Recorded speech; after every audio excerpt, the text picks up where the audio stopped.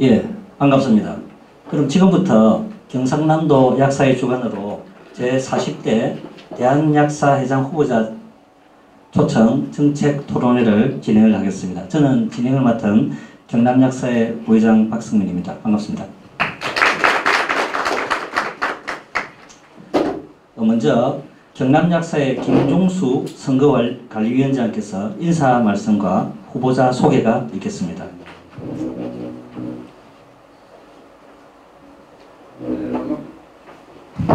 네, 반갑습니다.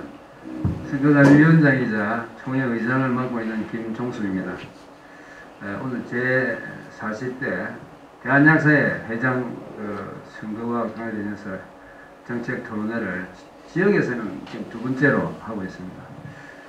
조금 저렇게도 우리 1번 최광훈 후보께서는 개인적 사정으로 오늘 참석하지 못하게 되었습니다. 토요일날 제가 직접 통화를 했고 사정이 있다는 이야기를 듣고 이렇게 했습니다만은 이 자리에 없는 것이 유감입니다만 오늘 우리 또 김대엽 회장님이시자 이번 후보자께서 오셔가지고 대한약사의 어떤 방향과 또 우리 약사님들의 미래에 대해서 그리고 또 어떻게 나아갈 것인가 나름대로 또 현실적인 부분이라는 정책을 우리가 질문 드리고 또 한번 확인하고 듣고 하는 좋은 자리가 되었으면 하겠습니다. 먼저 저희 인사 여행도 마치고 김대엽 후보자님을 소개해드리겠습니다.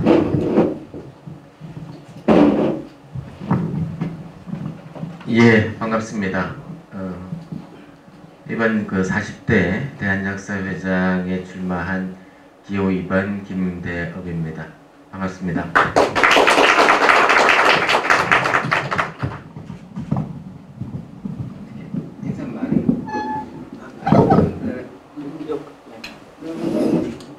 예, 감사합니다.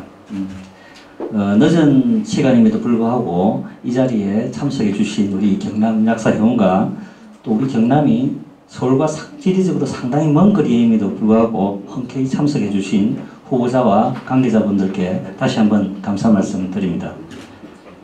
또 이 자리뿐만 아니라 방송을 통해서도 관심을 가지고 시청해 주시는 우리 회원님들께도 감사 말씀 드립니다. 이후에도 이 유튜브 등을 통해서 다시 보기를 할 수 있도록 하겠습니다. 많은 관심과 참여 부탁드립니다. 먼저 본 진행 전에 금방 위원장님께서도 말씀하셨다시피 회원님들께 다시 한번 양해 말씀드리겠습니다. 이번 정책 토론회를 준비하면서 후보자 두 분께 참석 요청을 드렸는데 기호 1번 최광훈 후보께서는 짧은 선거기간과 일정의 중복으로 인해서 참석이 어렵다는 통보를 해 오셨습니다. 그래서 이런 사정으로 인해서 후보자 두 분의 정책과 공약을 비교 검증할 수 있는 그런 진행은 어렵게 되었고요. 안타깝지만 불가피하게 오늘 참석해 주신 기호 2번 김대엽 후보의 공약과 정책을 집중적으로 들을 수 있는 그런 시간을 진행을 하겠습니다. 우리 경남약사회원님들의 많은 이해 부탁드립니다. 토론의 진행은 먼저 후보자의 자기소개와 출마 소견을 10분 내외로 듣고요. 그 이후에 우리 경남약사회에서 회원들의 의견을 모아서 준비한 몇 가지 질문을 드리고 그에 대한 답변을 듣는 순서로 진행을 하겠습니다. 그리고 나서 또 회원들의 여기 참석하신 회원들의 현장 질문을 받도록 하겠습니다. 질문을 원하시는 회원은 경남약사회 선관위 사무국으로 질문 접수해 주시면 나중에 사회자가 진행상을 봐서 그 후보자께 질문을 드리도록 하겠습니다. 그러면 시작하겠습니다. 후보자님 준비되셨으면 예.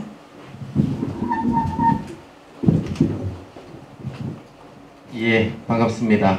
존경하는 경상남도 약사회 회원 여러분, 이번 대한약사회장에 출마한 기호 2번 김대엽입니다. 저는 오늘 이 정책 토론회에 인사 말씀을 드리기 전에 한 두 가지 말씀을 먼저 좀 드리고 싶습니다. 첫 번째는 이렇게 토론회도 그렇고 약국 방문도 많고 병원을 좀 방문해야 되는 경우도 많아서 저는 저와 같이 다니는 수행하는 사람들 그리고 저도 그렇고 PCR 검사를 일주일에 한 번씩 계속 하고 있습니다. 그래서 오늘 제가 이제 후보로서 마스크를 벗었는데 크게 걱정을 안 하셔도 된다 하는 말씀을 하나 드리고 싶고요. 하나는 이 지부선관위에서 지부에서 초청으로 하는 대한약사회 토론회가 오늘 같은 파행으로 이렇게 진행되는 부분에 대해서 경상남도 회원 여러분들께 죄송하다, 후보자의 한 사람으로서 죄송하다는 말씀을 드립니다. 저는 그렇게 생각해 왔습니다. 지부에서 요청하면 후보자는 가야 한다. 그 지부의 회원의 숫자가 몇 명이든 지난번 제주도 토론회가 무산이 됐습니다. 정황훈 후보께서 이 토론회를 거부하셔서 그리고 이번에 경상남도 약사회는 그대로 이제 진행을 하게 됐고 부산에서 추진하던 지부 초청 토론회도 좀 참석을 안 하시겠다고 해서 무산이 됐습니다. 근데 저는 이 토론회가 이런 방식으로 무산되는 것들에 대해서 좀 유감입니다. 이 약국 방문도 중요하지만 2,000 회원을 가지고 있는 경남 지부에서 토론회가 물론 저는 편할 수도 있습니다. 한 사람이 하는 토론회로서 편할 수도 있지만 이거는 우리 회원에 대한 예의가 아니다 이런 생각들을 가지고 유감의 말씀을 드리면서 인사 말씀을 할까 합니다. 저는 지난 3년 대한약사회장으로 일했습니다. 지난 3년 거의 정말 하루도 쉬지 않고 달려왔다라고 저 말씀드릴 수 있습니다. 약사회 그간에 많이 망가지고 정체되어 있었습니다. 약사회도 그렇지만 약학정보원, 의약품정책연구소, 약사공론, 여러 가지 조직들이 전부 다 굉장히 힘든 과정이 있었습니다. 지난 3년 나름대로 이 조직들 정비했습니다. 약사공론 오랜 만성 적자 구조에서 흑자 구도로도 만들어졌고 공론이 방향성을 잡았습니다. 이 의약품정책연구소 제가 들어왔을 때 직원 1명이었습니다.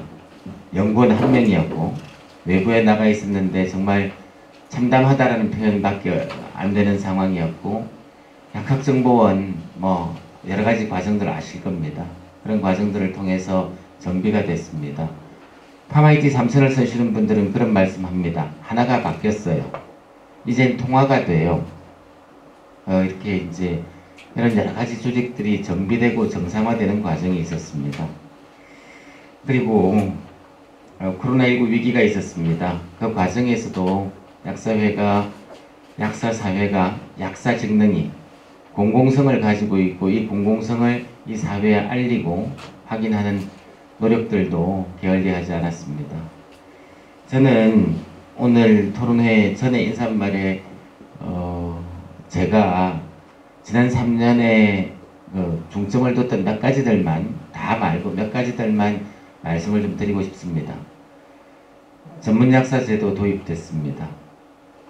우리 의, 치, 한, 약 이렇게 이야기할 때 그 중에서 의치하는 다 가지고 있는데 약만 못 가지고 있던 게 몇 가지 있습니다.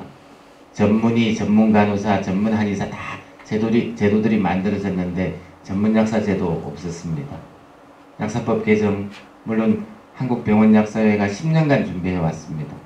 근데 그 부분들 국회에서 남인순 의원 대표 발의로 해서 약사법 개정했습니다. 2023년부터 이 민간 자격이었던 전문약사제도가 전문약사가 배출되는 이런 환경이 만들어졌습니다.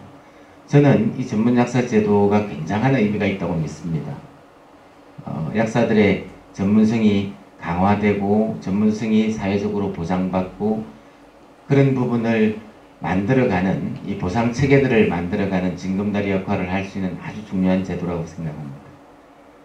여기 병원에서 환자안전법이 개정되기 전까지는 약사는 이 환자안전 전담 인력이 아니었습니다.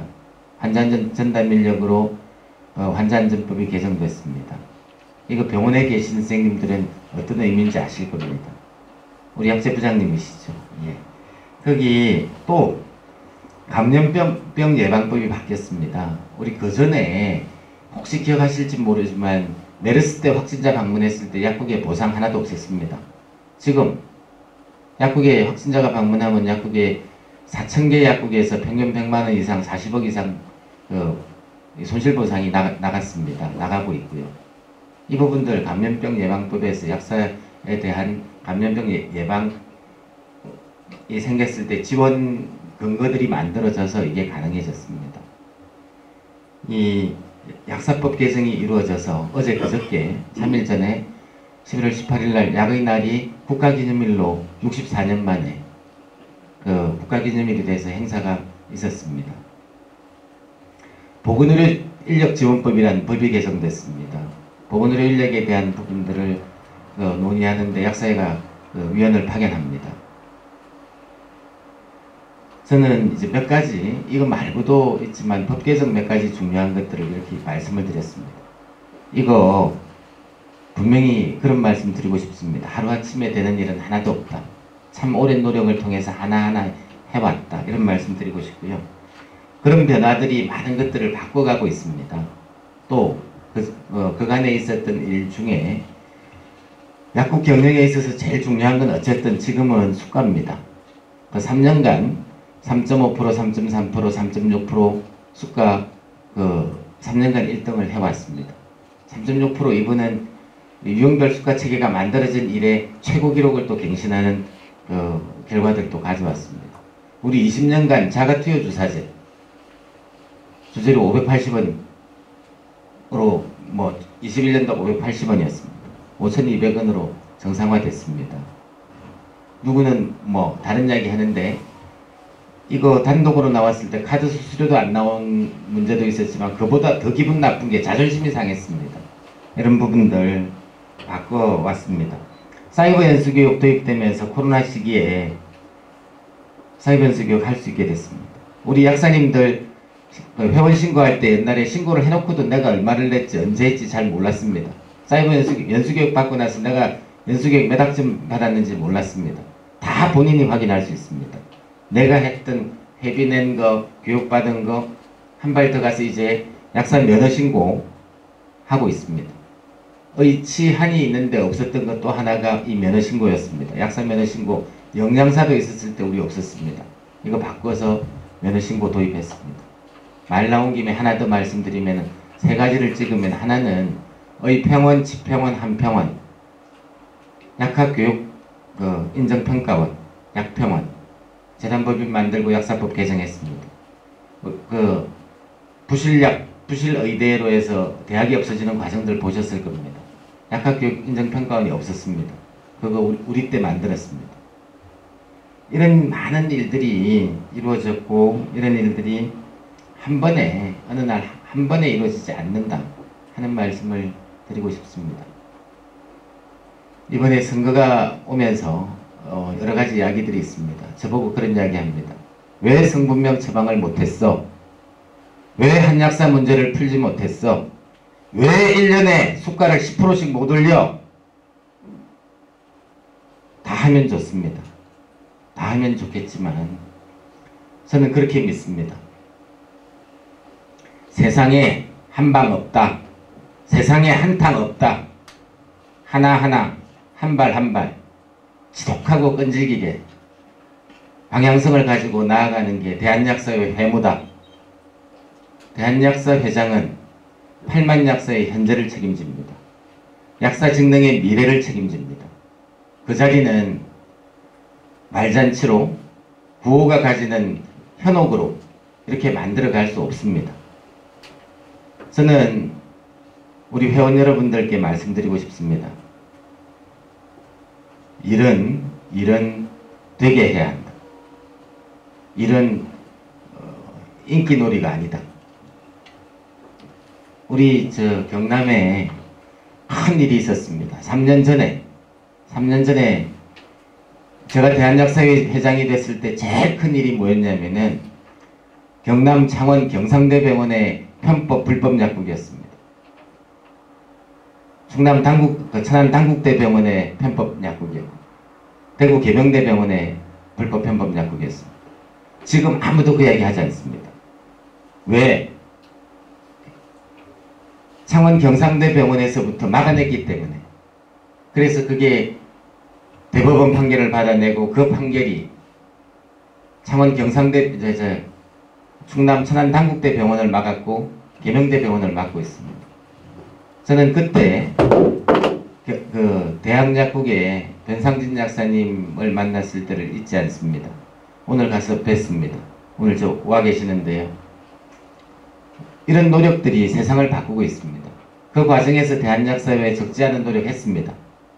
근데 저 한 번도 관련한 일들이 있을 때 대한약사회가 뭘 했다고 이야기하지 않았습니다. 실제로도 그렇지만 창원 경상대 문제를 풀 때는 창원 유길수 회장, 경남 최종석 회장이 했다. 천안 당국대 병원을 풀 때는 충남 박정래 회장이 하셨다. 대구 계명대 문제를 풀 때는 대구 조영일 회장이 하셨다라고 했습니다. 저는 그 과정에서 보도자료를 한 번도 낸 적이 없습니다. 한 번도 그 이야기를 대한약사회가 했다고 이야기하지 않았습니다. 관련했다고 이야기하지도 않았습니다. 그러면서 제가 한 이야기가 있어요. 그래도 회원은 안다.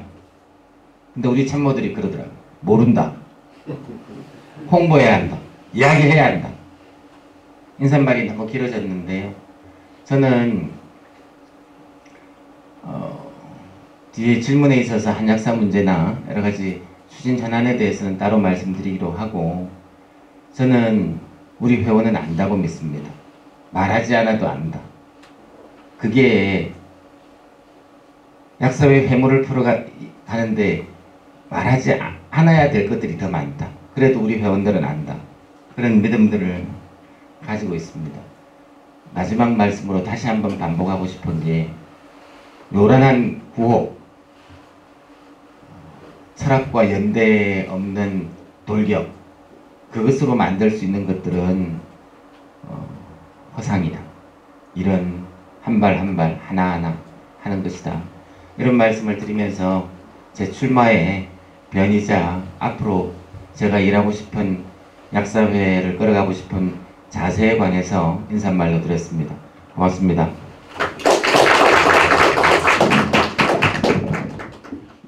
예, 출마의 변 잘 들었습니다. 감사합니다. 질문. 예, 그러면 바로 준비된 질문 순서로 넘어가겠습니다. 먼저 첫 번째 질문으로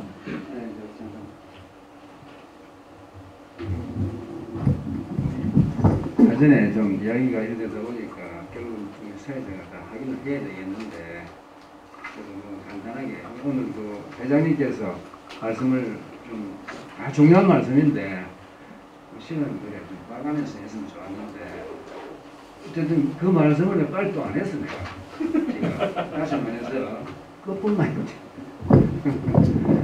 네, 후보자께서 이 할 적에 기본적으로 한 5분 정도 이야기하시고, 그 다음에 이제 또 다른 게 있으니까 시간도 연구를 할 수도 없는 것이고 그런 부분이 있으니까 5분 정도 하시고, 뒤에 좀 부족한 부분이 있으면 다시 또 기회를 드리고 하는 그런 식으로 하면 좋겠습니다. 나중에 또 한 말씀이 많으니까 또 중복이 되면 살 빼가지고 시간이 이제 맞아지는 것을 그렇게 해주시고, 어쨌든 이런 상황에서 저는 이 정도만 이야기하고 사회자가 다음 문제하고 잘 해주세요. 예, 이어서 진행하겠습니다. 예, 첫 번째 질문 드리겠습니다. 최근 우리 회원들이 가장 걱정을 많이 하고 있는 내용인데요. 코로나 시대에 비대면 진료 허용을 틈타서 약 배달 플랫폼이 우후죽순으로 생겨서 처방약뿐만 아니라 일반 약까지 배달해주고 있는 실정입니다. 심지어는 마약류 약품까지 본인 확인이 제대로 안 된 채 배달이 되고 있는데요. 또 이런 상황을 그 광고까지 버젓이 하고 있는 그런 상황입니다. 이에 대해서 후보자께서는 어떤 보관을 가지고 계신지 답변 부탁드립니다. 예, 우리 선관위원장님 말씀처럼 시간을 잘 보고 5분 넘으면 말씀 주시면 제가 딱딱 맞추도록 이렇게 하겠습니다. 그 약배달 문제 굉장히 심각합니다. 지금 지난번에 아시겠지만 국회 국정감사에 제가 참고인으로 출석을 했습니다. 대한약사회장으로서 아마 유례가 없었던 일이지만 여러 가지 요청과 협조와 이런 과정에서 출석을 해서 이 답변을 하는 과정이 있었습니다. 저는 이야기가 좀 세지만 그 자리에서 서영석 의원께서 국감에 7분, 5분 질문을 하시게 돼 있는데 7분 질문도 안 하시고 7분, 5분, 12분을 다 모아서 저하고만 시간을 다 쓰셨습니다. 약배달 딱 하나만 가지고. 남인순 의원께서 7분 중에서 반을 그 문제에 써주셨고 정말 감사한 일이었는데요. 그래서 그때 어떤 일이 있었냐면은 약배달의 가진 문제점과 약사들이 오랫동안 힘들게 막아왔던 이 약물 오남용이 극대화되는 문제들과 개인정보의 민감정보가 유출되는 문제와 우리 지금 이야기했던 비아그라나 이런 것들 제가 판넬을 들고 보여드렸어요. 내 남편 비아그라 배달해드립니다. 비만약 편하게 배달해서 먹자. 여기 어디에 혁신이 있고 여기 어디에 규제개혁이 있으며 여기 어디에 보건의료에 대한 공공성이 있냐 이런 부분에 대해서 공감들을 하셨습니다. 의원님들도 공감하셨고 장관님께서도 이런 심각한 문제에 대해서 공감해서 그 자리에서 장관님께서 어떤 답변을 하셨냐면은 코로나19 심각 단계에서 한시적으로 허용됐던 비대면 진료는 심각 단계가 해제되면 중단한다 하는 이 답변을 그 자리에서 명백히 하셨고 바로 이어서 후속 조치로 비대면 진료에 있어서 이 마약류 약품 그 다음에 오남용 의료약품에 대해서는 처방을 못하게 했습니다. 이제 그런 과정들이 있었는데 그래서 몇 가지 이제 과정들을 비대면 진료나 그거로 촉발되는 약배달들을 막아가는 과정들을 하고 있습니다. 그런데 저한테 누가 묻는다면 막았냐 이렇게 물으면 저 막았다고 말씀 못 드립니다. 지금 이 비대면 진료 원격 의료 약배달은 현재 진행형입니다. 이 부분 제가 이렇게 유튜브에서 방송되는데 말씀을 드려도 될지 잘 모르긴 한데 내년 3월에 있는 대통령 선거 때까지는 막을 겁니다. 근데 그 뒤에 저는 그 뒤가 겁이 납니다. 경제부처들 혁신이란 이름, 규제개혁이란 이름, 보건의료 선진화란 이름으로 해서 원격의료 약배달 들고 들어오려고 심하게 밀어붙일 겁니다. 저는 이거 굉장히 위기라고 생각합니다. 이 약배달이 가져오는 결과들은 우리가 이때까지 겪었던 다른 위기보다는 굉장히 위기의 강도나 이런 게 클 겁니다. 물론 여러 가지 부분들이 있지만 그래서 이 부분들에 대한 이 대응책들이 필요합니다. 약사사회의 단결이 필요합니다. 하고 준비가 필요합니다. 그래서 시간이 그러니까 아주 그냥 간단하게 대안 하나로만 말씀을 드리면은 이 잘 되어 있는 외국에서 벤치마킹 하는 대한민국의 보건의료 제도를 지켜야 하고 이 부분을 지키는 근본 키워드는 공공의료다. 보건의료의 공공성을 지켜내는 것이다. 이 부분의 키워드를 가져가야 합니다. 지금 산간벽지 이런 쪽에 원격의료 필요한 지역이 있습니다. 그런 부분에 원격의료 필요하면 해야 합니다. 할 수도 있습니다. 약배달은요. 정말 민간기업들은 도시만 하고 싶어요. 산간벽지는 10,000원 줘도 택배 안 갑니다. 그러니까 타산 안 나옵니다.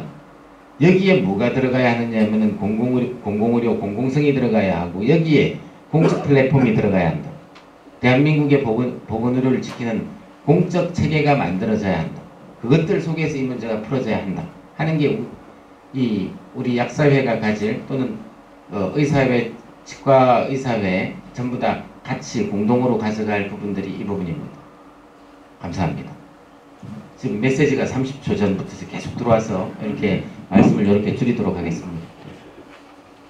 예, 답변 감사합니다. 예. 사회자가 후보자 말씀하신 거 요약한 거는 좀 그렇고 회원님들께서 판단을 하시기 바랍니다. 바로 두 번째 질문 들어가겠습니다. 최근 몇 년 사이에 많은 한약사가 개설한 다수의 한약국에서 면허 범위를 넘어서 불법적으로 일반 의약품을 판매해서 우리나라 보건의료 체계와 시장 질서를 어지럽히고 있습니다. 또 앞에서 언급한 약 배달 앱에도 많은 한약국이 참여를 하고 있다는 소문이 돌고 있습니다. 이에 대한 대책을 말씀해 주십시오. 자, 이 한약사 문제 심각합니다. 한약사들이 한이라는 정체성을 잃고 약사 흉내를 내고 일반 의약품을 판매하고 그런 부분들 더 이상 방치하거나 놔둘 수 없습니다.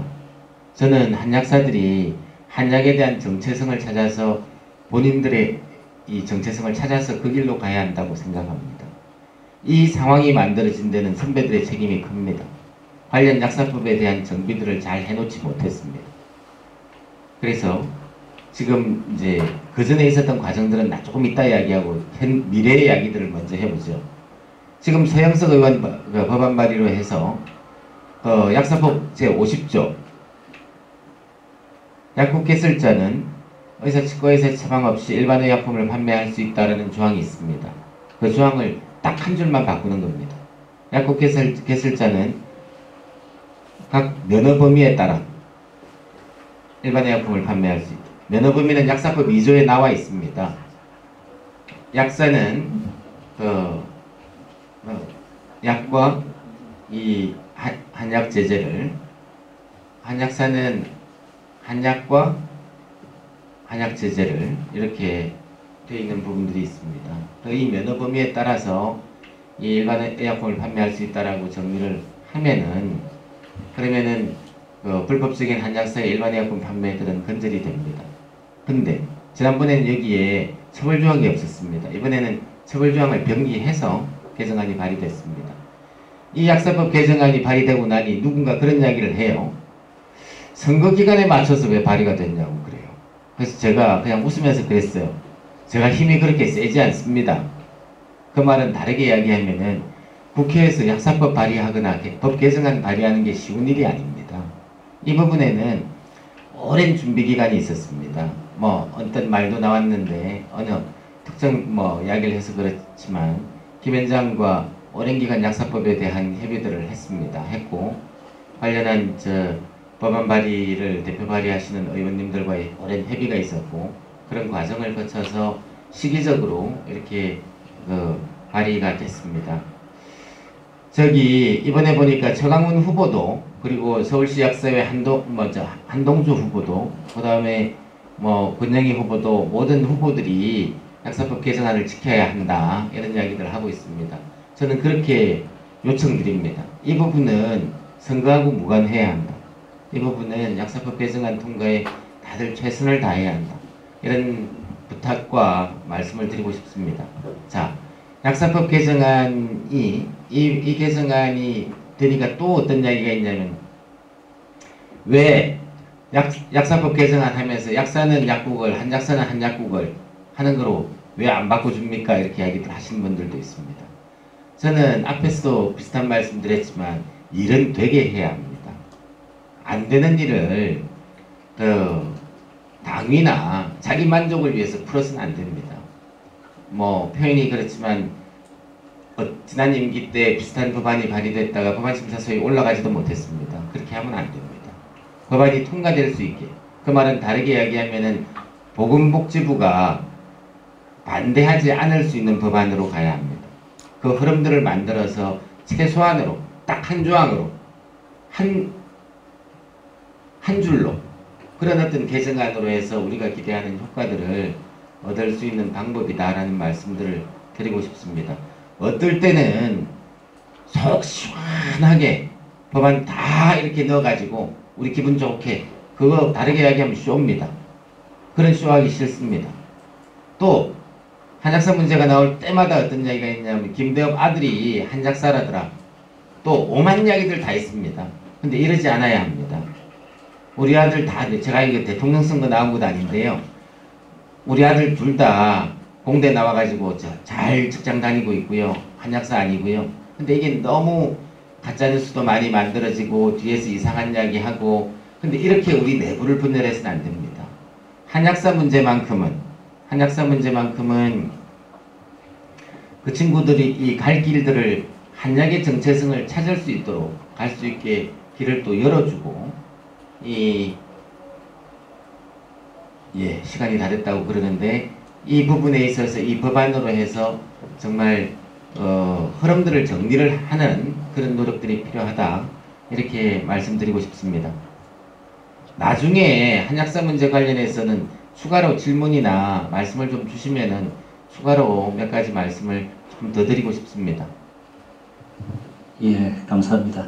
혹시 나중에 그 마무리 말씀하실 때 충분한 시간을 드리도록 하겠습니다. 세 번째 질문 이어서 하겠습니다.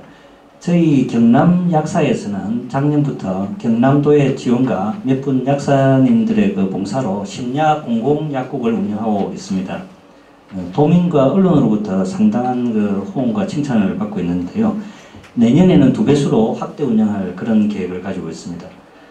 며칠 전에 공중파의 후보께서 민주당 이재명 대통령 후보와 함께 공공심야약국을 방문하셨던데, 앞으로 우리 공공약국의 발전 방향에 대해서 말씀해 주십시오.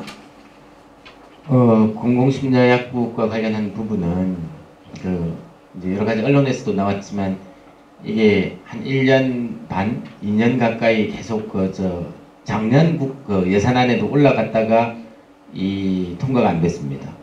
하고 올해도 정부 예산안으로 올렸다가 정부 예산안이 삭감이 됐습니다. 뭐 여러 가지 과정들을 겪고 있는데, 여러 국회의원님들의 도움과 이런 과정을 통해서 지난번 약사회 대의원총회에 권덕철 보건복지부 장관이 반드시 공공심야약국에 중앙정부 예산을 넣겠다라는 약속을 하셨는데도 불구하고 보건복지부 예산이 기재부 반대로 꺾이기도 했고, 또 올해 국민권익위원회가 화해조정 권고라는 걸 했습니다. 그거는 1심 판결과 같은 효력을 가지는 권고안이 있었고, 거기에 복지부 식약처 대한약사회가 참여한 그 자리에서도 공공심야약국을 중앙정부 예산으로 해서 만든다라는 결정들을 했었습니다. 그럼에도 불구하고 이게 진행이 계속 꺾이는 과정이 있었습니다. 근데 이번에 정부 여당 쪽에서 정책위 예산에다 추가했고 예결위로 바로 보내기로 했습니다. 그렇게 해서 정부 여당의 정책 예산으로 이렇게 책정을 했습니다. 그 다음에 이제 이 과정에서 여당 후보인 이재명 후보께서 마포에 있는 우리 공공심야약국 1시까지 하는 약국을 방문했고, 그러면서 거기서 예산 지원에 대한 분명한 약속들을 하시고, 당일날 정춘숙 의원께서 이 지원 법안도 발의를 해주셨습니다. 공공심야약국 지원 법안, 이렇게 해서 일부 개정안을 발의를 해주셨고, 며칠 전 야근이나 할 때 윤호중 민주당 원내대표도 오셔서 반드시 여당 책임 예산으로 추진해서 통과하겠다, 이런 약속들을 하셨습니다. 저는 여러 가지 약속을 많이 받았다가 우리 실패해 본 적도 있기 때문에 거기 뭐 100%라고 말씀드리진 않지만, 저는 이번에 공공심야약국의 중앙정부 예산 통과된다고 믿습니다. 그렇게 만들 겁니다. 반드시. 근데 지자체가 하고 있는데 왜 중앙정부에 이 공공심야약국 예산이 필요한가? 2가지 이유 때문에 그렇습니다. 하나는 지자체 여력이 안 되는 지자체가 많이 있습니다. 예산 여력이 안 되는.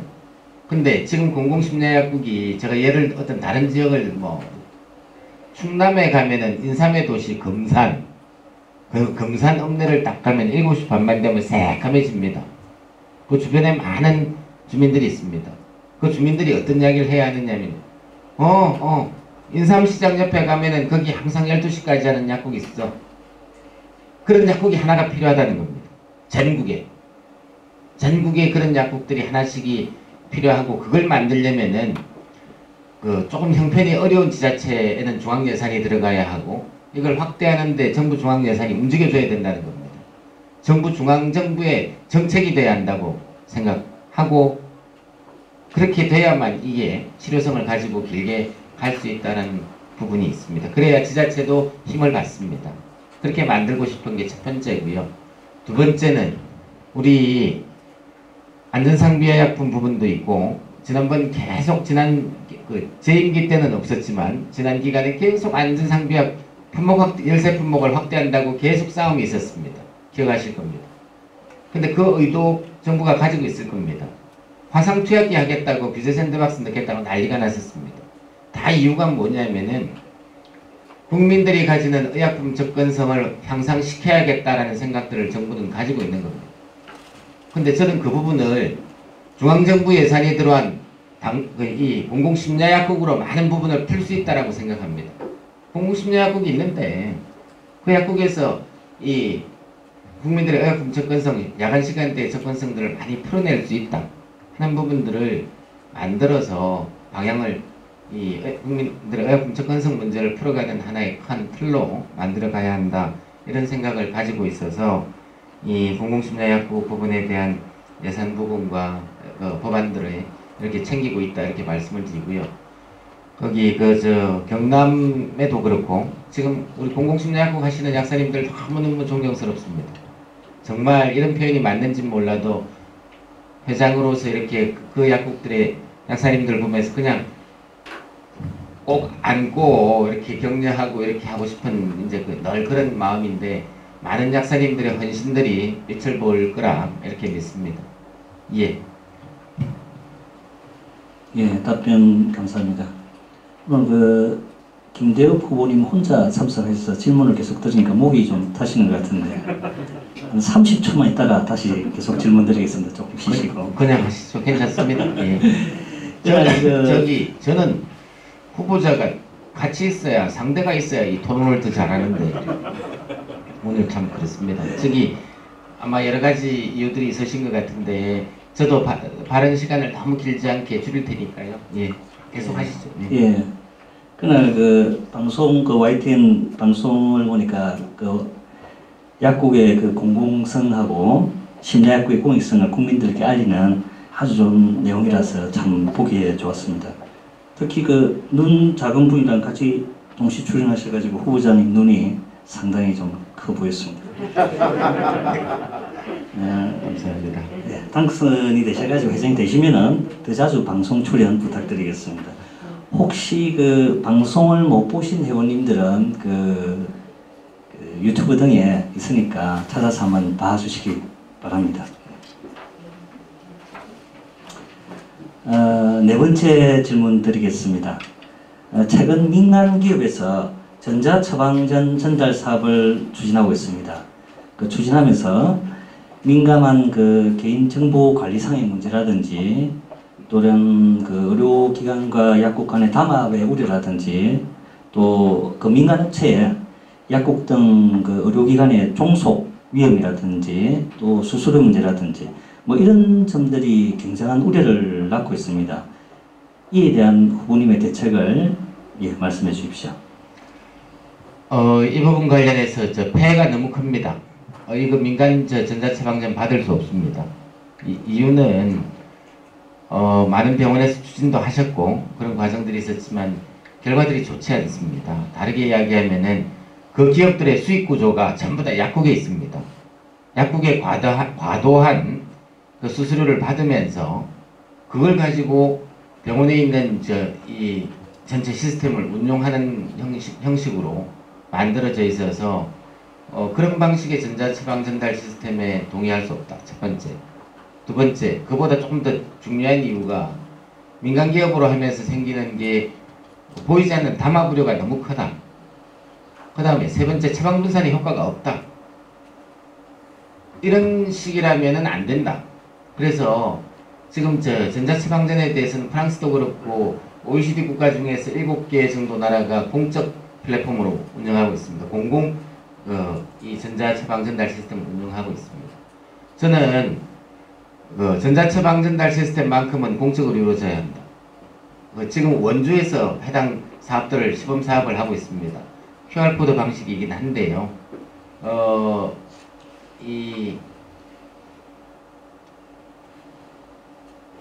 우리 휴대폰 안에 건강보험증이라는 게 이제 우리 제일 성질 났던 게, 저는 공적 마스크 공급할 때 주민번호 치고 있는 게 너무 웃겼다고 생각하거든요. 우리 국민들 휴대폰에다가 건강보험증이 QR코드처럼 들어가 있으면 그냥 뚝 대면 되는데, 하고 그런 방식과 마찬가지의 전자처방전의 형태를 시범 사업을 하고 있고, 이런 부분을 해서 전자처방전이 만들어지면은 저는 이제 원래 법적으로 처방전이 2장이 나오게 돼 있습니다. 저는 한 장은 계속 나와야 된다고 생각합니다. 병원에서 환자 보관용, 약국 보관용은 이제 전자문서화된 처방전으로 해서 보관하면 되고, 그 부분을 해서 약국의 처방전 보관 부분에 대한 부담들이 저는 덜어내질 거라고 생각합니다. 말도 안 되는 게, 종이 없는 정부 이야기 하면서 연간 5억 장이 넘는 종이 처방전들이 나와서 돌아다니고 있는, 이게 무슨 개인정보 보호가 되며 이게 이래가 되겠냐고요. 그러니까 민감정보 관리도 안 되는 거고. 그래서 이 공적 전자처방 전달 시스템으로 반드시 가야 한다. 이 부분들은 해외 사례가 너무 많습니다. 해외 사례들이 있어서 이 부분들의 방향성들이 만들어질 것이다. 어떤 쪽에서는 IT 기업이나 이쪽을, 민간 부분을 안 된다고 그러는데, 민간은 외곽에서 얼마든지 사업화할 수 있습니다. 근데 코어만큼은 이 공적 의료 체계가 만들어지는 게 굉장히 중요하다. 제가 오늘 제일 많이 말씀드리는 것 중에 저는 공공성이라고 생각합니다. 저는 약국이 우리 공적 마스크 공급할 때 보였던 그 역할과 마찬가지로 약국이 가져야 되는 그 공적 기능들이 이 사회에서 정말 필요하고, 그 부분을 강조해야 하고, 그 부분들의 방향성을 우리들이 가지는 게 옳다. 이런 말씀을 오늘 드리고 싶습니다. 예. 예, 감사합니다. 계속 이어서 질문하겠습니다. 다음은 마약류 관리에 대한 질문입니다. 그 마약류 통합관리 시스템 시행 이후에 마약류 보호에 대한 부담과 가중한 행정처분, 형사처벌 등을 하여 약사님들이 상당한 심적 부담을 가지고 있습니다. 이에 대한 개선 방향에 대해서 말씀해 주십시오. 이 부분 관련해서 개선이 많이 이루어졌다는 건 아시죠? 잘 모르시죠? 잘 모르실 것 같아요. 처음에 제가 이제 약사회장이 됐을 때 마통 시스템이 있는데, 그걸 보면서 이제 제가 좀 황당하더라고요. 이게 할 수 없는 시스템을 만들어 놨더라고요. 그래서 그때 이제 과정들 아실 것 같은데, 식약처에다 정식으로 통보를 했습니다. 이 마통 시스템에 보이콧을 하겠다. 그렇게 해서 이제 바뀐 것들이 쭉 몇 가지들이 바뀌어 갔습니다. 처음에는 어떻게 만들어져 있었냐면, 선입 선출이 안 되는 거 1년 보고 방식으로 돼 있는 부분들, 그거 선입 선출로 바꾸고, 그 다음에 이 행정처분 그때 있던 것들 거의 전부 다 감면하고, 님스 접속 없이 프로그램에서 직접 다 들어가서 손볼 수 있게 하고, 이런 부분들을 다 바꿨습니다. 바꿨고, 그런데도 불구하고 이 마통 시스템이 힘들어요. 근데 이야기를 참 여기서 말씀드리기가 그런데, 방송이 나가서. 근데 예전에는 이게 이 시스템이 없을 때는 숫자가 틀린 약국이 지금보다 많았을 거예요. 근데 조사를 하는 경우가 많지 않았기 때문에, 그렇기 때문에 숫자가 안 드러났는데 지금은 많이 줄었어요. 거기. 그럼에도 불구하고 시스템이라는 게 눈에 보인단 말이죠. 몇 개가 안 맞는지. 이런 부분이 가지는 여러 가지 위험성이 있습니다. 위험성이 있는데, 지금 관련한 입법예고 마치고 이 마약류 관리에 관한 법률 시행규칙 개정안 입법예고가 마쳐서 올해 안에 지금 시행이 되려고 하고 있습니다. 이 부분에 대해서는 관련 이제 행정처분 부분을 많이 경감을 했습니다. 그 부분들이 하나 들어가 있고, 이 의료 그 병원에서 처방기재를 주민번호를 다 기재 안 하고 냈을 때 약국만 처벌되거나 하는 부당한 부분들이 있었습니다. 그 부분 관련해서는 남인순 의원실하고 정춘숙 의원실에서 개정안이 올라가서 이견 없는 법안입니다. 다른데 이견 없는 법안이라서 통과가 뭐 늦어도 올해 안 되면은 내년 3월까지는 통과가 될 거로 보고 있고요. 그 다음에 이제 폐기할 때 보면, 반품이나 폐기할 때 보면은 식약처장 승인을 받게 되어 있는 부분을, 그걸 승인 절차를 폐지하는 곳에서 김원희 의원실에서 관련한 법안이, 개정안도 올라가 있습니다. 이 부분도 이견이 없는 부분이에요. 그리고 뭐 이제 예전에 보면은, 뭐가 있었냐면은,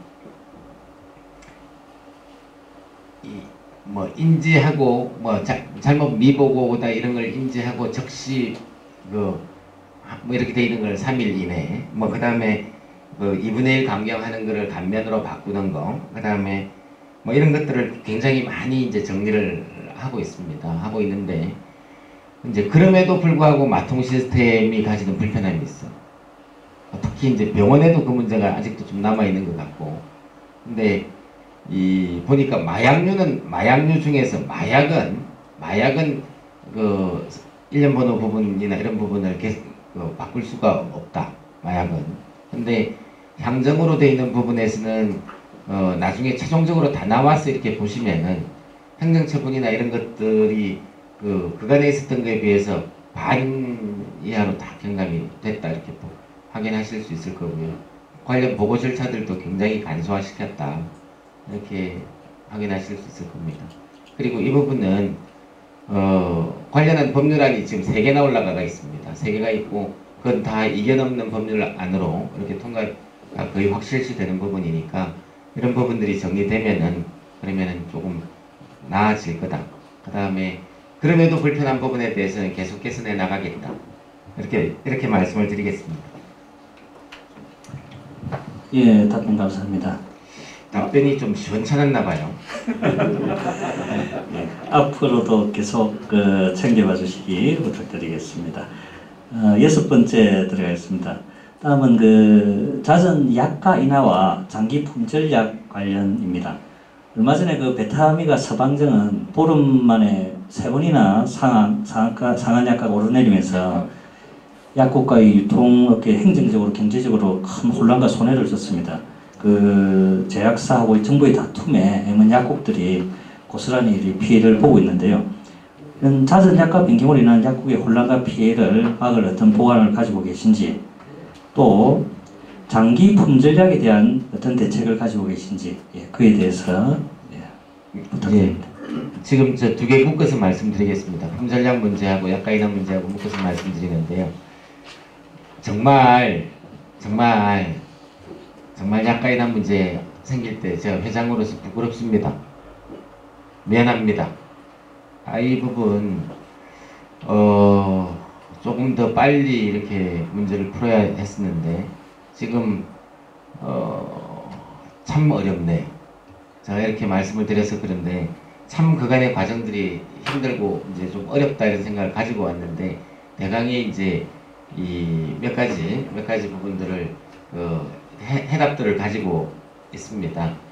여러분 기억하시죠? 한 1년 좀 더 전에 저만제 소송이 있어가지고 저만제 약가가 확 바뀌면서 전국에 16,000개 약국에 뭐가 날라갔었습니다. 이걸 뭐 어쩌고 저쩌고 날라온 적이 있었습니다. 그 뒤에 어떻게 됐다는 이야기 한 번도 못 들으셨죠? 그래서 그 뒤에 16,000개 약국 문제를 정리를 하고 지금 72개 약국이 문제가 되는 약국들에 대한 부분이 남아 있습니다.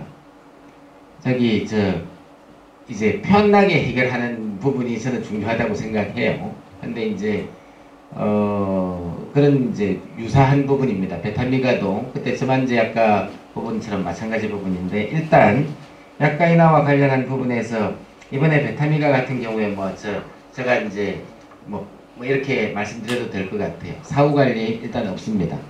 베타미가는 이걸로 해서 어떤 약국의 불이익은 없습니다. 이제 지금도 이게 어떤 문제인지 복지부도 알고 있습니다. 예. 내가 여기서 이 얘기가 다른 자리면 좀 험한 표현을 뭘 좀 하고 싶은데 할 수가 없어서 그런데 정말 이게 아니 우리가 뭐냐고 이게 뭐 하는 짓이냐고요. 그래서 이 부분 회원 여러분에게 죄송하게 생각하고 이 부분과 관련해서 몇 가지 정리들을 제도적으로 하는 부분들을 가지고 있습니다. 거기 약가 인하 집행정지 환수 환급 법안이라는 게 법안이 발의되어 있습니다. 예전까지는 어떻게 했냐면은 제약회사들이 약가 인하를 무조건 소송을 일단 합니다. 되든 안 되든 버티기를 한단 말이죠. 근데 이제 이 환수 법안으로 해서 이 무차별적으로 제기하는 제약회사들의 소송 자체가 이제 할 수 없는 과정들이 만들어질 겁니다. 그런 부분이 하나 있고 정산 기간을 최소 15일간 보장하는 부분에 이제 관련한 협의들이 이루어지는 것으로 좀 해서 이 제일 신경질 나는 게 참 그런 게 있어요. 이제 대표적인 게 소송이에요. 소송이 확정 판결로 판결되는 날 약가가 바뀐단 말이죠. 이 소송 문제가 제일 그게 있고 기타의 약가이나 부분에 있어서는 15일을 보장하는 거로 15일을 정산 기간을 최소한 할 수 있도록 보장하는 걸 만들려고 하고 있고 또 하나 뭐 이번에 베타미가 건으로 했어도 그렇고 그 전에부터 협의되던 게 이제 하나 정리가 되려고 하는 부분이 뭐냐면은 우리가 너무 그렇잖아요. 아까 제가 그 말씀 드렸잖아요.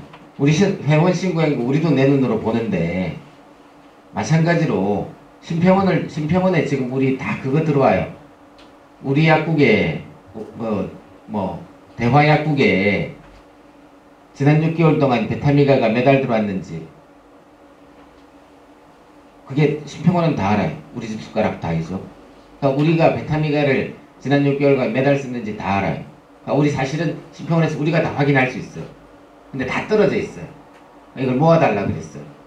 뭐 어떻게 하느냐면은 지난 6개월간 약국에 입고된 해당 약가 인하 약제에 대한 입고 내역과 처방으로 나가는 출고 내역들을 한눈으로 볼 수 있게 만들어 주기로 그렇게 해서 비급여만 별도 약국에서 확인하시는 겁니다. 추가하는 겁니다.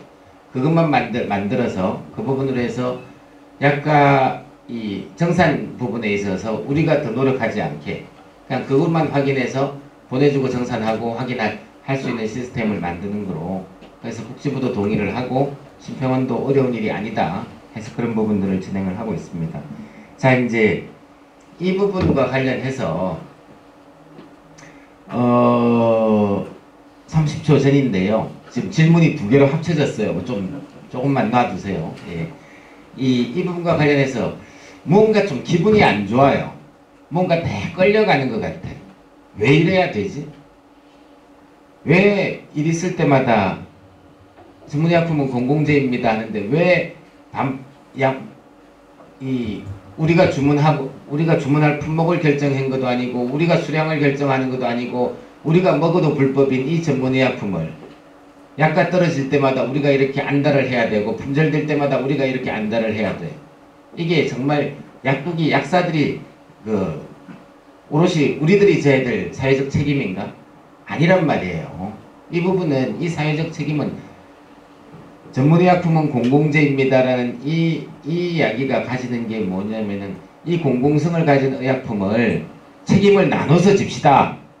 왜 우리한테 다 미는데 이 이야기에 우리가 그 책임을 질 만큼의 마진이 있거나 우리인데 이익이 있는 게 아니잖아요 라는 부분을 이야기하고 있는 겁니다.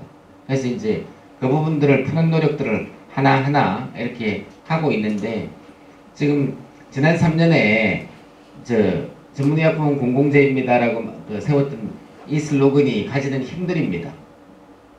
이게 아무리 이야기를 해도 못 알아들어요. 근데 이게 정말 중요한 슬로건이고 이게 모든 약사회 정책과 약가 정책과 품절 정책이나 모든 부분에 있어서 이게 베이스로 들어가야 문제를 풀 수 있습니다.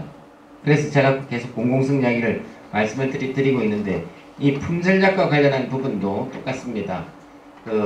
제일 문제가 뭐였냐면 품질약에 대한 개념 정리가 안 돼 있습니다. 그래서 그걸 만드는 작업들을 하고 있는데요. 그 말도 맞습니다. 정말 한번 시범을 보여줘야 돼요. 품절약 한 개 보험코드 없애야 된다 이런 이야기들 다 하고 있잖아요. 근데 이제 그걸 이제 그런 방법들을 하나를 만들어야 하는데 그보다 현실 가능한 방법으로 품절약의 개념이 이제 몇 가지를 정리하고 있습니다. 종합도매 5개에서 지난 그 기간 동안 한 달 기간 동안에 품절이 확인되고 뭐 이런 쪽 이렇게 정리가 되면은 해당 품절약에 대한 정보들을 DOR로 처방 의사들에게 제공한다. 1차 뭐냐면 해당 품목을 치면은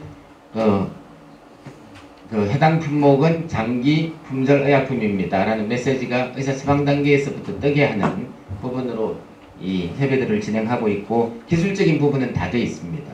지금 제일 문제는 뭐냐면 이 품절약의 정의를 만드는 부분에 대한 논란들이 있다라는 말씀을 조금 드리고요. 하고 이거와 관련해서 식약처가 의약품 수급 모니터링 체계 마련 및 대국민 정보 공개 방안 연구라는 연구 용역으로 해서 품절약 정의 만들고 하는 부분들을 하고 있다. 이렇게 말씀을 드리겠습니다. 예, 감사합니다. 예, 계속 읽겠습니다. 이제 마지막 질문입니다. 최근 다양한 분야에 우리 약사님들의 사회적 진출이 늘어나는 추세입니다. 공공기관, 병원, 제약사 또 여러 분야 등 우리가 기존에 생각하지 못했던 여러 분야까지 늘고 있는 상황인데요. 약사의 그 직능 확대를 위한 그간의 약사회가 추진했던 성과와 앞으로의 계획에 대해서 말씀해 주십시오. 예. 제가 지난번에 우리 경남 정책 토론회에서도 한번 말씀을 드렸던 적이 있는데, 여러분 요즘에 우리 방문양료, 커뮤니티 케어, 다저약물 사업 이런 것들 이렇게 이제 여러 가지 이야기들을 하고 있습니다. 하고 있는데, 그 부분이 가진 의미들을 하나 이야기를 하고 싶어요. 여러분 우리 지금까지 우리는 약국은 재화, 물건을 팔았습니다. 물론 거기에 약사의 전문적인 행위가 들어가 있고 전문 행위가 들어가 있지만 다 조제를 해도 약을 주고 또는 일반 약을 팔아도 건기식을 팔아도 의약외품을 팔아도 다 물건이 같습니다. 근데 지금 이야기한 방문양료 다제약물 사업은 어떤 부분이냐면 우리가 물건을 가지고 가지 않습니다. 거기에는 오롯이 약사의 전문적인 행위만 가고 그 행위에 대한 평가로 보상체계가 만들어집니다. 저는 여기 계신 분들 중에서 제 또래에 계신 분들은 그냥 이렇게 해서 약국을 하다가 가도 아무 문제가 없을 겁니다. 근데 우리 후배들은요, 제가 58인데 우리나라 나이로 지금 30대 약사들은 20년이 지났을 때 자긍심을 가지고 약사로 살아가게 만들려면은 저는 약사 직능의 미래에 대한 그림들이 있어야 한다고 생각합니다. 그 그림에 제일 중요한 거는 약사의 행위에 대한 행위료가, 약사 행위에 대한 평가에 대한 보상 체계가 만들어져야 합니다. 저는 이런 소리를 해서 그런데 참 요즘에 이 부분 이야기할 때마다 답답하고 마음이 가는데, 우리나라 자살률이 OECD 평균 1입니다. 10년째 1입니다. 노인 자살률 4배입니다. 이거 20년 전에 일본이 이랬습니다. 근데 일본 이거 다 평균 밑으로 내려왔습니다. 일본 예산 넣었습니다. 근데 지금 현재 일본의 자살 예방 예산과 우리나라 예산과 이래 비교하면은 10분의 1이요?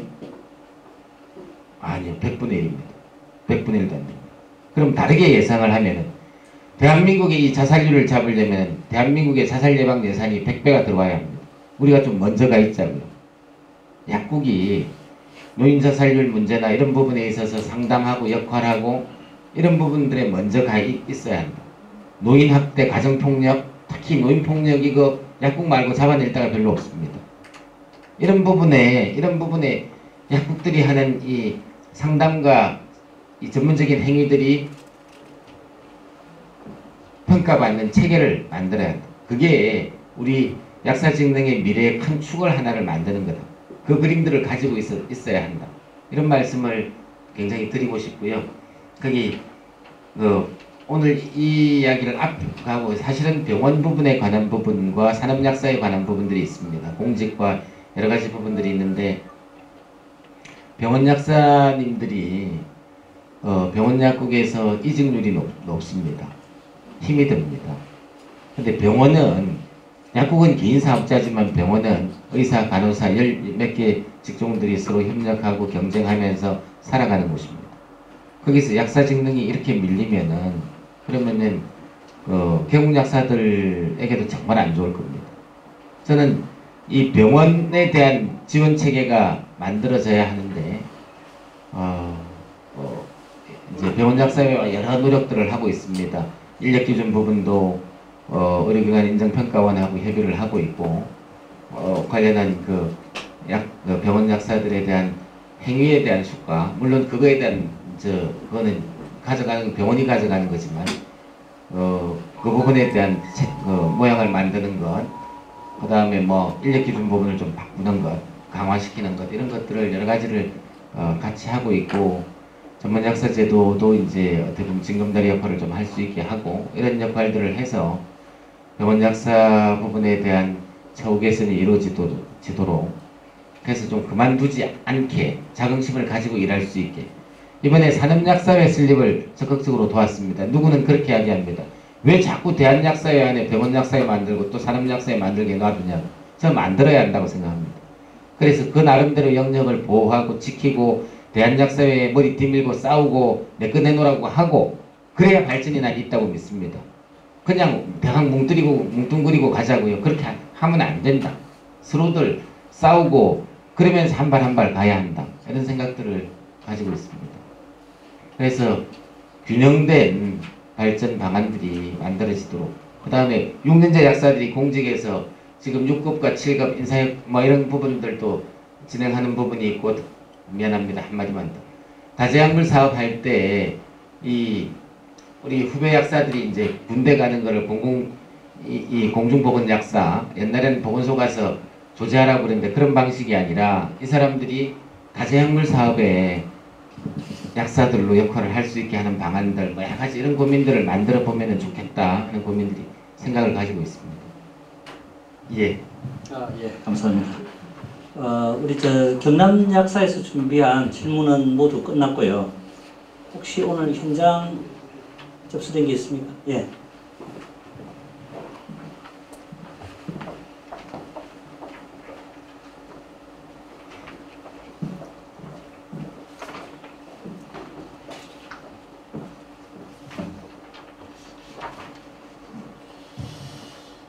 예, 질문이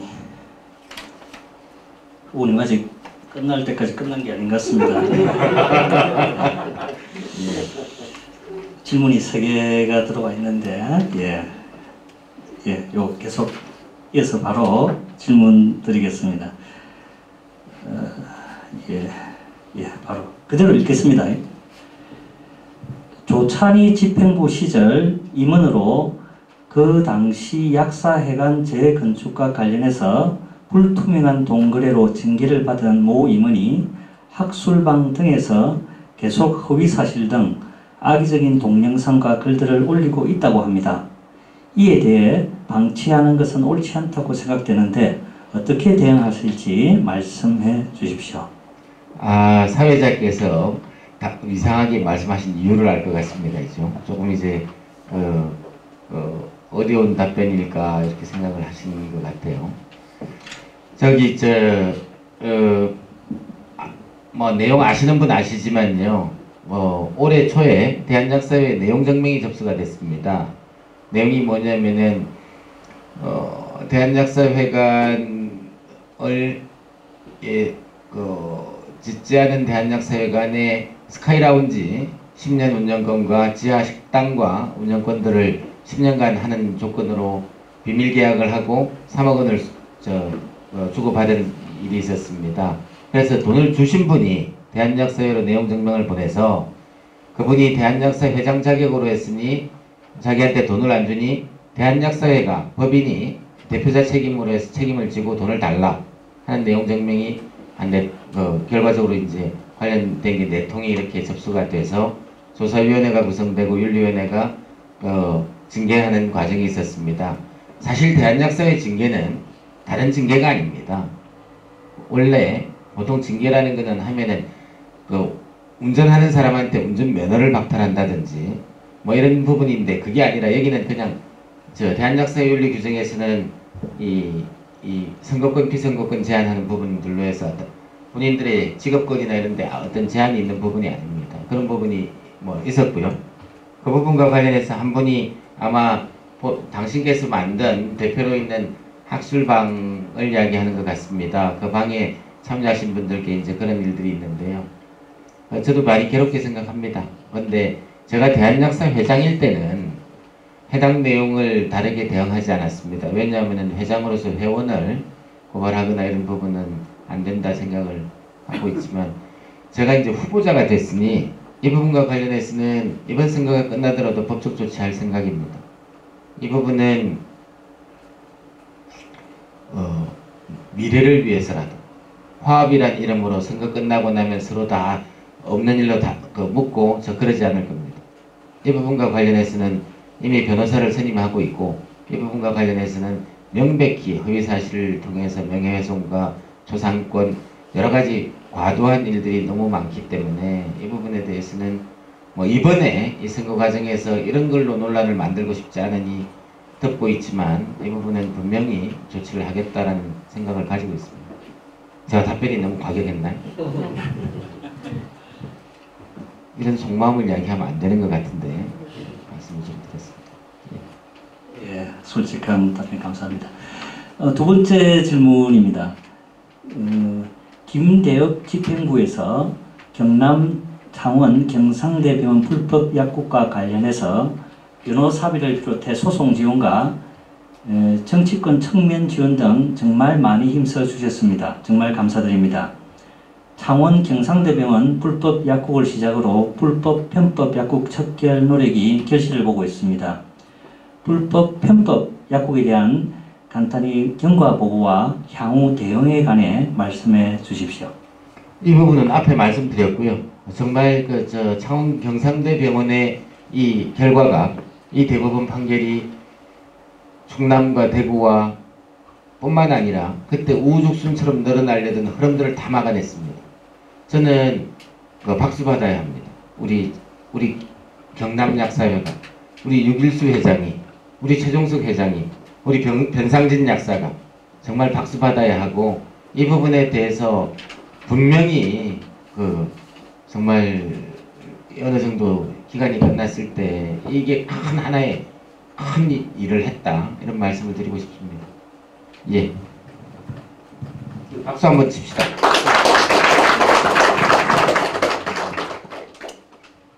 예, 이제 진짜 마지막 질문입니다. 이전 대한약사회장과 현재 대한약사회장의 차이는 무엇입니까? 김대엽 대한약사회장은 실무에 강하다고 하는데 장단점을 말씀해 주십시오. 이거는 약간 제 듣기 좋으라고 이야기하는 것 같기도 하고 잘 모르겠는데, 우리 현재 의협회장, 치협회장, 그 다음에 한의협회장, 약사회장, 그 중에서 60대 이상이 한 명도 없습니다. 다르게 이야기하면 요즘 협회 회장은 뒤에 물러앉아서 다른 사람을 보낼 수가 없습니다. 요즘 회의는 장관하고 회장들이 직접 합니다. 차관, 우리 보건복지부 2차관하고 직접 회의하고 회의 자리에서 싸웁니다. 서로 하고, 실무를 모르면은 회장 못합니다. 그래서 어떨 때 저도 이제 우리 식구들한테 욕을 많이 먹습니다. 회장님 그만해요, 그만해, 이런 소리 많이 듣습니다. 근데 정말 실무를 놓치면은 안 되는 부분들도 있다. 그래서 실무형 회장이라는 표현이 맞는지는 모르지만 그게 아니라 실무를 잘 챙겨야 한다. 회장은 업무 능력이 이제는 있어야 한다. 뭐 이렇게 말씀드리는 거로 마무리하겠습니다. 예, 장시간 수고하셨습니다. 끝으로 후보자님 마무리 말씀만 듣고 그 다음에 그 김종수 선거관리위원장님의 폐회 인사 듣고 그렇게 마치도록 하겠습니다. 후보자님 마무리 말씀 부탁드리겠습니다. 너무 많이 이야기를 했는데 어쨌든 오늘 이 토론회가 이렇게 한 후보자가 없는 상태에서 파행으로 된 부분에 대해서 후보자 한 사람으로서 다시 한번 죄송하게 생각을 합니다. 저는 제가 3년 회장을 했습니다. 저는 과정에 이래 보면서 3년 뭘 하고 나서 재선에 출마하는 사람을 볼 때 조금 추해 보였습니다. 그렇게 이뻐 보이지 않았습니다. 그래서 스스로에게 물어봤습니다. 너 부끄럽지 않니? 근데 참 이 답을 하기가 쉽지 않은데 저 감히 그렇게 답할 수 있습니다. 그래, 나 열심히 했어. 부끄럽지 않아. 그 답을 스스로에게 하면서 우리 회원 여러분들에게 저에게 3년의 시간을 더 주십시오. 제가 제일 잘할 수 있습니다. 제가 정말 3년의 시간에 또 하루도 쉬지 않고 한번 뛰어보겠습니다. 재선이라고 해서 뒷전으로 물러앉거나 놀지 않겠습니다. 그러면서 그런 말씀을 드리고 싶습니다. 저를 믿어주시는 분, 저를 지원해 주시는 분, 그분들을 부끄럽지 않게 하겠습니다. 그럼 우리 회원들을 부끄럽지 않게 하는 그런 회장이 되고 싶습니다. 예, 고맙습니다.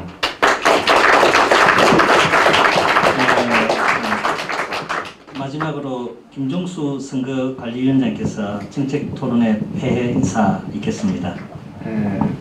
사실 처음에 인사 말씀하고 가실 때는 상당히 그 말씀도 많이 하고 시간이 많이 걸릴까 싶어서 긴장을 했는데 그래도 역시 하실 말씀 다 하시고 무난하게 잘 해주시고 너무 고맙습니다.